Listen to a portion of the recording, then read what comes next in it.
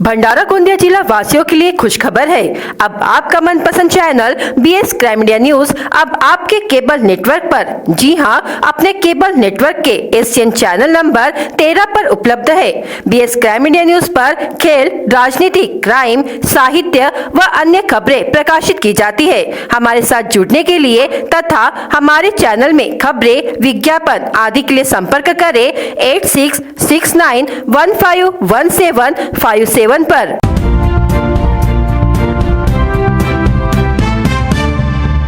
दोस्त की शादी निपटा कर वापस आ रहे वाहन चालक के नियंत्रण छूट जाने से वह वाहन सेंदुरवाफा के उड़ान पुल के नीचे स्थित नटराज बार के पास डिवाइडर से टकराया। इसके बाद पुलिया के पिल्लर से टकराकर लोहे की बैरिकेड तोड़कर यह वाहन दूसरी तरफ पलट गया। यह घटना 25 अप्रैल की रात 11:30 बजे हुई। इस घटना में 2 लोगों की घटनास्थल पर ही मौत हो गई और 3 लोग घायल हो गए।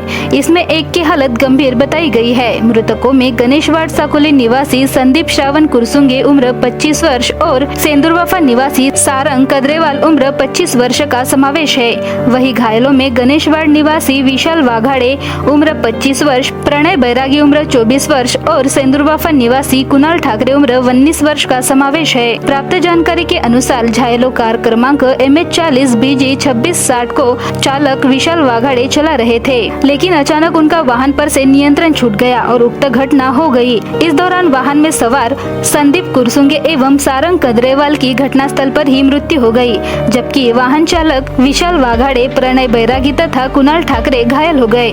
इनमें से कुणाल ठाकरे गंभीर रूप से घायल होने से उन्हें प्राथमिक उपचार के पश्चात नागपुर के मेयो अस्पताल में रवाना किया गया।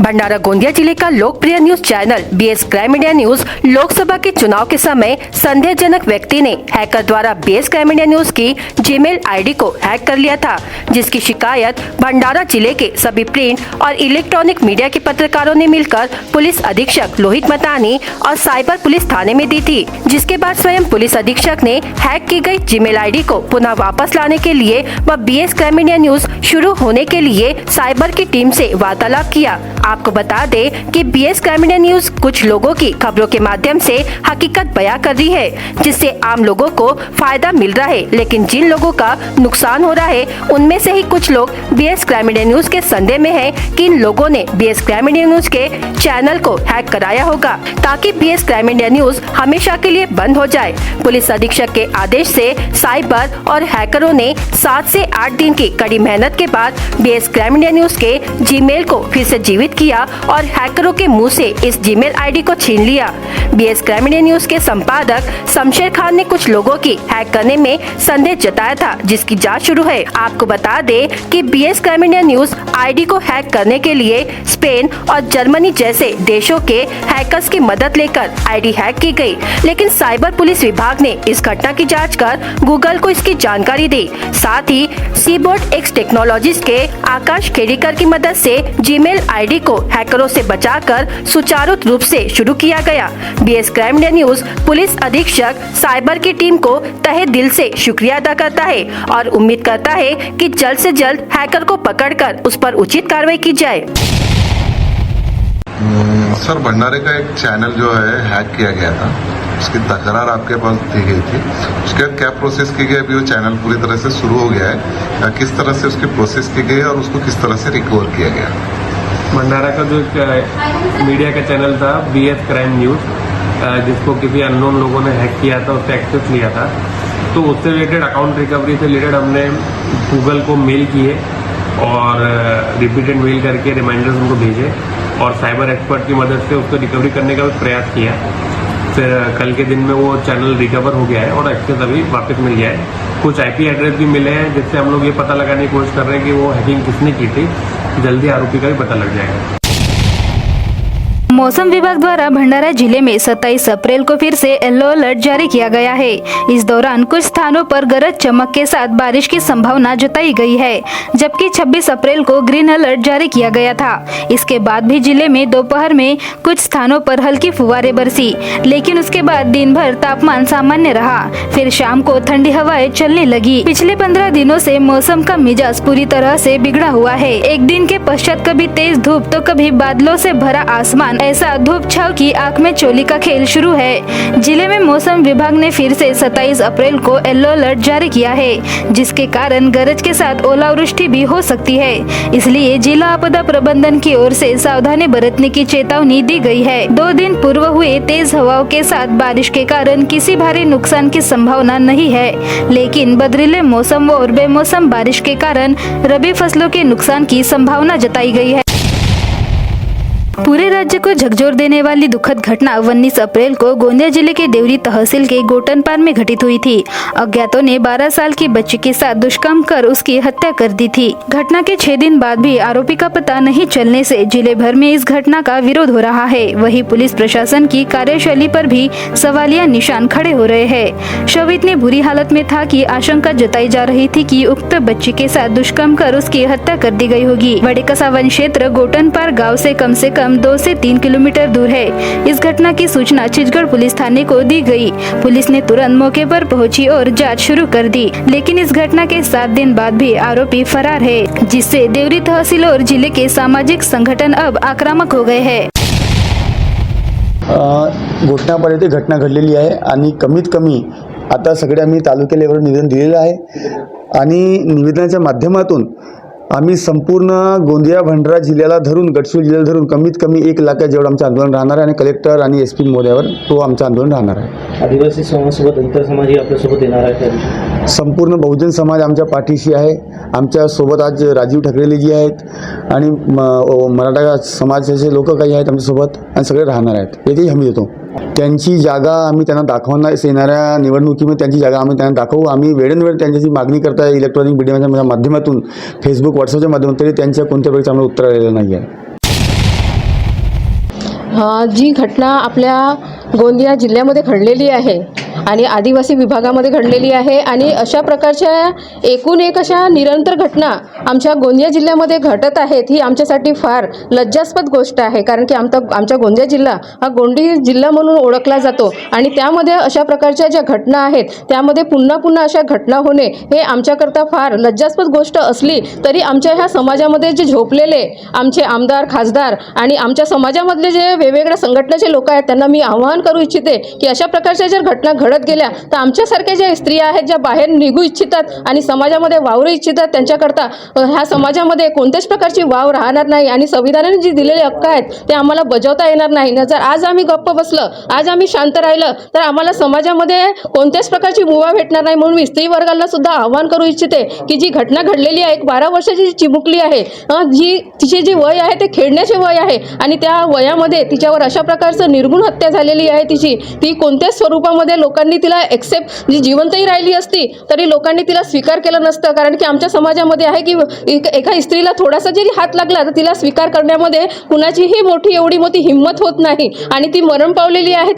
तिला आम्ही श्रद्धांजली अर्पण करतो, पण तिला आम्ही श्रद्धांजली देऊन काम चालणार नाही। तर तिच्यावर जे अत्याचार केलेले जे नराधम आज इथे स्वतंत्ररित्या फिरत आहेत, जेव्हापर्यंत त्यांना पकडणार नाही आणि त्यांना कठोर अशी शिक्षा होणार नाही तेव्हापर्यंत आम्ही शांत बसणार नाही आणि सर्व समाज, आदिवासी समाज तर आहेच, त्यासोबत सर्व समाजाने सुद्धा ह्या आंदोलनामध्ये सहभागी करायला पाहिजे आणि जन आंदोलन हा एकाच दिवसापुरता नाही तर तो सतत राहावा आणि सर्वांनी याला सहयोग द्यावा अशी माझी मनातील पूर्ण इच्छा आहे आणि आपण सर्वांनी सहयोग द्याल। कारण की तुमच्याकडे सुद्धा मुलगी आहेत, एखाद्या आमदाराच्या मुलीसोबत असं झालं असतं तर खरंच सर्व गप्प बसले असते का, हा प्रश्न मला आज समाजाला विचारायचा आहे। जेव्हा ती एक आदिवासी आहे, एक साधारण घरची मुलगी आहे म्हणून सर्व समाज गप्प बसलेला आहे आणि तिचे आरोपी जे आहेत स्वतंत्ररित्या समाजामध्ये वावरत आहेत, ही खूप मोठी आमच्यासाठी लज्जास्पद गोष्ट आहे। तर अशा प्रकारच्या घटना आपल्या समाजात पुन्हा होऊ नये यासाठी आज आपल्याने तातडीने अशा प्रकारचे पाऊल समाजामध्ये उभे होऊन करणे आवश्यक आहे। देवरी तालुक्यात लग्न समारंभात आलेल्या 12 वर्षीय मुलीचा अपहरण करून हत्या केल्याप्रकरणी पोलिसांनी कुठलेही सबळ पुरावे नसताना सुद्धा घटनेचा तपास करून 4 विधी संघर्ष मुलांना ताब्यात घेतले असून हे 4ही विधी संघर्ष मुले देवरी तालुक्याच्या चिल्लाटी गावातील रहिवासी आहेत. 19 एप्रिलला पीडित मुलगी आपल्या बहिणीसोबत देवरी तालुक्यातील चिचगड पोलीस स्टेशन अंतर्गत येणाऱ्या गोटनपार गावात लग्न समारंभात आली असून पीडित मुलीच्या मित्रानेच तिला आपल्या दुचाकीवर बसवून वडेकसा जंगलात घेऊन जात तिथे असलेल्या इतर 3 सोबत घेऊन जाणाऱ्या मुलाने मिळून पीडितेवर जंगलात सामूहिक अत्याचार करून दगडाने डोक्यावर वार करीत हत्या करत पळ काढला. 20 एप्रिलला सकाळी पीडितेचा शोध घेत असताना गावकऱ्यांनी पीडित मुलीचा मृतदेह जंगलात दिसताच पोलिसांना त्याची माहिती दिली. मात्र सदर घटनास्थळी मोबाईल नेटवर्क सुद्धा नसल्याने पोलिसांना आरोपीचा शोध घेण्यास अडचण निर्माण होत असल्याने पोलिसांनी 6 टीम तयार करून या संदर्भात तपास सुरू केला. पीडितेच्या मोबाईलवरून काही मुलांशी चॅटिंग समजून आल्याने आणि हत्येच्या वेळ सारखा असल्याने पोलिसांनी तपास चक्र फिरवीत 4 विधी संघर्ष मुलांना ताब्यात घेत चौकशी केली असता 2 मुलांनी गुन्हा कबूल केले असल्याची माहिती पोलिसांनी दिली. तर गावकऱ्यांनी अशा घटना घडल्यास पोलिसांना तपासाकरिता सहकार्य करावे असे आवाहन अपर पोलीस अधीक्षक नित्यानंद झा यांनी केले आहे. तर या 4ही विधी संघर्ष बालकांची रवानगी बाल सुधार गृहात करण्यात आली आहे. आतापर्यंत गुन्ह्यामध्ये 4 आरोपींना ताब्यात घेतली आहे आणि त्यांना नागपूरमध्ये बाल सुधारगृह आहे तिथे जे ज्युव्हेनाइल जस्टिस बोर्ड आहे त्यांनी 17 मेपर्यंत तिथे पाठवलेले आहे. आतापर्यंत माहितीनुसार जे उद्देश आहे ते सेक्शुअल ॲक्टिव्हिटीचे उद्देश होते आणि त्याच्या दरम्यान काहीतरी भांडण झाले त्याच्यामध्ये आणि ते जे ज्युव्हेनाइल आहे त्यांनी ते कृत्य केले. जे मुलगी होते ते आता स्टँडर्ड 6 मध्ये होते आणि जे मुलगा होते ते 4ही लोक 12th पास आउट होते आणि आता ते सध्या ते डिफरंट शॉप्समध्ये ते जॉब करत होते. अडचणी असं आले होते की तिकडे काहीतरी CCTV फुटेज नव्हते किंवा मोबाईलचे नेटवर्क नव्हते आणि इंटरनेटची सुविधा पण नव्हते आणि जे विलेजर्स होते तिकडे ते जास्त कोऑपरेट केलेले नाही. तर हे सगळे अडचण आले होते. तरी आमचे 40 लोक यामध्ये दिवस रात्री काम केले आणि 6 टीम तयार केले होते आणि ते सगळे टीम एकमेव सोबत कोऑपरेट करून आणि कोऑर्डिनेट करून ते गुन्हा उघड केले आहे. ते जे कलम आहे ते 302, 376, 363 IPC आणि 4 आणि 6 पॉक्सोचे ॲक्ट. जे 4 लोक होते त्याची वय आहे 17 साल 2 महिने, 17 साल 4 महिने, 17 साल 6 महिने आणि 17 साल 10 महिने. मी सर्वांना रिक्वेस्ट करतो की जेव्हा अशा प्रकारचे गुन्हा घडतात कृपया करून गावाचे सगळे लोक किंवा जिथे असे प्रकारचे गुन्हा घडतात तिकडे लोक पोलीस यांना मदत करावे. कारण असं आहे की पोलीसचे पण थोडेफार लिमिटेशन असतात. तर या केसमध्ये जसं झाले की आम्हाला जास्त काही कोऑपरेशन भेटलेले नाही तरी पुढे जर त्याच्याकडे जे गावाकडे जे लोक आहेत त्यांना जर काही माहीत असले तर ते कृपया करून आम्हाला या गुन्ह्याबाबत XYZ जे काही इन्फॉर्मेशन त्याच्याकडे आहे ते विटनेस म्हणून आम्ही त्यांना घेऊ शकतो या गुन्ह्यामध्ये. तर सर्वांना रिक्वेस्ट आहे की कृपया करून तुम्ही आम्हाला मदत करावे, या गुन्ह्यामध्ये पण मदत करावे आणि भविष्यात जर काही गुन्हा घडले अशा प्रकारचे तरी पण तुम्ही मदत करावे. मी पहिल्या दिवसापासूनच माझी भूमिका अशी होती की मी सुरुवातीला पहिल्याच दिवशी जसं मला माहीत पडलं तसंच जी मयत मुलगी होती तिच्या परिवाराला जाऊन घरी भेटलं. त्या ठिकाणी जवळजवळ 100 ते 150 लोक होते. तिथं विचारपूस केलं, सर्व गोष्टीची हे केलं आणि त्यानंतर त्वरित चिचगडचे ठाणेदार काळेल त्यांनासुद्धा विचारलं की काय म्हणजे घटनेच्या विषयी आपल्याला माहीत आहे. त्यांनी म्हटलं की मला माहीत आहे. त्यांना सांगितलं मी की आपण तात्काळ जे आरोपी आहे ते मिळालं पाहिजे, आपण त्यांच्यापर्यंत पोहोचलं पाहिजे, अशा प्रकारच्या आपण आपली यंत्रणा कामाला लावा अशा प्रकारचं त्यांना सांगितलं. त्यानंतर मी आपले पिंगळे SP गोंदियाचे आपण त्यांच्यासोबतसुद्धा मी फोनवर चर्चा केली. त्यांना विचारलं की साहेब आपलं आतापर्यंत आरोपी मिळालं नाही, 4-5 दिवस होऊनसुद्धा आरोपीचा शोध लागलेला नाही. तर त्यांनी सांगितलं की आमची पूर्ण यंत्रणा सुरू आहे. ते सुद्धा SP साहेबसुद्धा कंटिन्यू गोठाणपारला यायचे आणि कशा प्रकारे आरोपीचा शोध घेता येईल यावर सर्व त्यांच्या यंत्रणेचा काम व्हायचा. नक्कीचपणे त्यानंतर पुन्हा आम्ही यांना विचारलं, आपल्या चिचगडचे ठाणेदार त्यांना विचारले की काय झालं, तर त्यांनी म्हटलं की आपल्याला थोडा सुगावा लागलेला आहे, आमची यंत्रणा आरोपीपर्यंत पोहोचण्याचं काम करत आहे. पुन्हा गोटांपारला गेलं, त्या ठिकाणी सुद्धा विचारलं, त्या ठिकाणी अनेक लोक उपस्थित होते, त्या घरी जाऊन सुद्धा विचारपूस केली. पुन्हा मग SP साहेबांना फोन केला की साहेब म्हटलं काही लागलं का, तर त्यांनी म्हटलं की नक्कीचपणे आता आरोपी आपल्या हातामध्ये येणं सुरू झालेलं आहे आणि 2 दिवसातच आरोपी आपल्या हातामध्ये येतील, आपल्या हाती लागतील, अशा प्रकारचं त्यांच्याशी बोलणं झालं होतं. आणि पुन्हा काल फोन केलं मी SP साहेबांशी, तर काल त्यांनी सांगितलं की आरोपीचा सुगावा लागलेला आहे. आज देवरीला ह्या ठिकाणी आपले DYSP झासाहेब यांच्याकडे सुद्धा आलो असता त्यांनी सांगितलं की आरोपी आम्हाला मिळालेले आहे, नक्कीचपणे आरोपीचा शोध लागलेला आहे. आज प्रेस कॉन्फरन्स पोलीस विभागाची SP DYSP यांची प्रेस कॉन्फरन्ससुद्धा होणार आहे.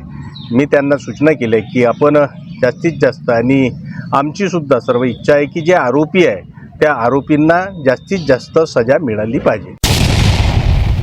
पोस्ट ऑफिस तुमसर येथे पार्सल घेऊन जाण्याकरिता आलेल्या ग्राहकाशी अधिकारी व कर्मचारी यांनी अरेरावी करत मारहाण करण्याचा प्रयत्न केल्याचा धक्कादायक प्रकार समोर आला आहे.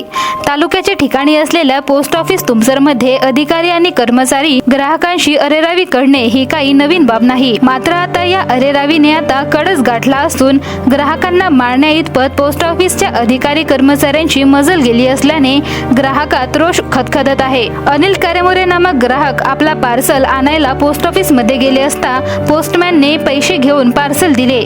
मात्र त्या पैशात 20 रुपयांची एक जुनी नोट व थोडीशी फाटकी नोट होती. त्यामुळे पोस्टमॅनने सर्वच नोट जुने आहेत, नवीन नोटा आणावं, आपला पार्सल घेऊन जा असे म्हणत पोस्टमॅनने कारेमोरे यांच्या हातातून पार्सल हिसकावून घेतले. त्यावरून कारेमोरे यांनी या नोटा चालत नाही असे लिहून द्या असे बोलले असता या पोस्टमॅनने ग्राहकाला पोस्टमास्टरकडे घेऊन गेले व पोस्टमास्टर सोनकुसरे यांनी त्यावर तोडगा न काढता उलट या ग्राहकाशी असभ्य वागणूक देत शिवीगाळ करत मारहाण करण्याचा प्रयत्न केला. तर येथील एका शुक्ला नामक अधिकाऱ्याने शिवीगाळ करत दादागिरी केली. या सर्वच प्रकाराची पीडित ग्राहकाने मोबाईलवर व्हिडिओ काढण्याचा प्रयत्न केला असता त्याचा मोबाईल सुद्धा हिसकावून घेतला. या संपूर्ण प्रकरणाची तक्रार अनिल कारेमोरे या ग्राहकाने मुख्यमंत्री, जिल्हाधिकारी, प्रवर अधिकारी, डाकघर नागपूर यांना केली व विभागीय चौकशी करून संबंधित अधिकाऱ्यांना निलंबित करण्याची मागणी केली आहे. विश्व मलेरिया दिवस हर साल 25 अप्रैल को विभिन्न गतिविधियों के माध्यम से मनाया जाता है. बढ़ती जनसंख्या, स्वच्छता, पूरक और पौष्टिक वातावरण की कमी के कारण मलेरिया बुखार फैलने में मदद मिलता है. इस वर्ष विश्व स्वास्थ्य संगठन ने दुनिया को मलेरिया बुखार से बचाने का नारा दिया है. मानसून के दौरान जल जनित और कीट जनित बीमारियां बढ़ जाती है. इसमें मुख्य रूप से मच्छरों से फैलने वाली बीमारियां शामिल है. मच्छरों से सर्दी का बुखार, डेंगू, चिकनगुनिया जैसे घातक बीमारियां फैलती है. सर्दी के बुखार, डेंगू में रोगी का समय पर निदान और उपचार करना जरूरी है. यदि नहीं हो तो रोगी की मृत्यु होने की संभावना रहती है और इसलिए इस दिन का मुख्य उद्देश्य मलेरिया के बुखार के बारे में जनता में जागरूकता पैदा करना है और हर साल विभिन्न गतिविधियों के माध्यम से निवारण उपाय करना जरूरी है. शहरी प्राथमिक स्वास्थ्य केंद्र भंडारा में विश्व मलेरिया दिवस के अवसर पर आयोजित कार्यक्रम में जिला स्वास्थ्य अधिकारी डॉक्टर मिलिंद सोनकुवर ने बताया कि मलेरिया बुखार प्लाज्मोडियम प्रकार के परजीवी के कारण होता है और मलेरिया बुखार का प्रसार मादा एनाफिलीज मच्छर के काटने के बाद बीमार व्यक्ति से स्वस्थ व्यक्ति में होता है और इसके लक्षण, उपचार और नियंत्रण के बारे में भी जानकारी दी. तहसील स्वास्थ्य अधिकारी संजय माने ने शुष्क दिवस मनाने के महत्व के बारे में बताया. उन्होंने कहा कि शुष्क दिवस मनाने से मच्छरों का जीवन चक्र बाधित होता है और मच्छरों के प्रजनन पर रोक लगती है. हम कीट जनित बीमारियों से बचाव कर सकते हैं. BS क्राइम इंडिया न्यूज आपके सामने पेश कर रहा है भंडारा क्राइम वारदात. हर जुर्म से हम आपको कराएंगे अवगत. आपके अपने चैनल पर रोजाना शाम 7 बजे. तो देखना ना भूलिए क्राइम वारदात. बस में चढ़ते समय जेब से मोबाइल फोन चुरा लिया गया. यह घटना तुमसर बस स्टैंड पर हुई. शिकायत के आधार पर तुमसर पुलिस ने अज्ञात चोरों के खिलाफ मामला दर्ज किया. मोहाड़ी खापारोप वन प्लांट स्टेशन की कंपाउंड दीवार पर लगे 18,660 रुपए कीमत के लोहे की सरिये और गेट अज्ञात चोरों ने चोरी कर लिया। सिहोरा पुलिस ने शिकायत के आधार पर मामला दर्ज किया। एक घटना शाहपुर के नेहरू वार्ड में हुई, जहां बाजार से मटन नहीं लाने पर पत्नी पर चाकू से हमला कर घायल कर दिया गया। आरोपी का नाम राजन भीमराव गोस्वामी, उम्र 52 वर्ष है। महिला की शिकायत पर जवाहरनगर पुलिस ने मामला दर्ज किया। सार्वजनिक स्थान पर मादक पदार्थ गांजा का सेवन कर रहे एक युवक पर लाखनी पुलिस ने कार्रवाई की। लाखोरी रोड लाखनी निवासी असद असलम अकबानी सार्वजनिक स्थान पर मादक पदार्थ गांजा का सेवन कर रहे एक युवक पर लाखनी पुलिस ने कार्रवाई की। लाखोरी रोड लाखनी निवासी असद असलम अकबानी, उम्र 22 वर्ष, सार्वजनिक स्थान पर बैठकर चिलम में नशीला पदार्थ भरकर सेवन कर रहा था। आगे चल रहे टिप्पर चालक ने अचानक ब्रेक लगाया, जिससे पीछे चल रहा बाइक सवार टिप्पर से टकरा गया। इस घटना में बाइक सवार गंभीर रूप से घायल हो गया। यह घटना जवाहरनगर पुलिस सीमा में हुई। शिकायत के आधार पर जवाहरनगर पुलिस ने मामला दर्ज किया। गंभीर रूप से घायल युवक की नागपुर के एक निजी अस्पताल में मौत हो गई। मृतक का नाम गणेशवाड़ पवनी निवासी मंगेश मधुकर भोयर, उम्र 33 वर्ष है। पवनी पुलिस ने मामला दर्ज किया। उपविभागीय पुलिस अधिकारी रश्मिता राव ने अवैध शराब अड्डों पर छापेमारी करते हुए बड़े पैमाने पर महुए की शराब और शराब बनाने की आवश्यक सामग्री जब्त कर ली है। इस कार्रवाई से अवैध शराब व्यवसायियों में हड़कंप मच गया। भंडारा गोंदिया जिला वासियों के लिए खुशखबर है। अब आपका मनपसंद channel BS crime India news अब आपके केबल नेटवर्क पर, जी हां, अपने केबल नेटवर्क के एशियन चैनल नंबर 13 पर उपलब्ध है। BS क्राइम इंडिया न्यूज पर खेल, राजनीति, क्राइम, साहित्य व अन्य खबरें प्रकाशित की जाती है। हमारे साथ जुड़ने के लिए तथा हमारे चैनल में खबरें, विज्ञापन आदि के लिए संपर्क करें 8669151757 पर।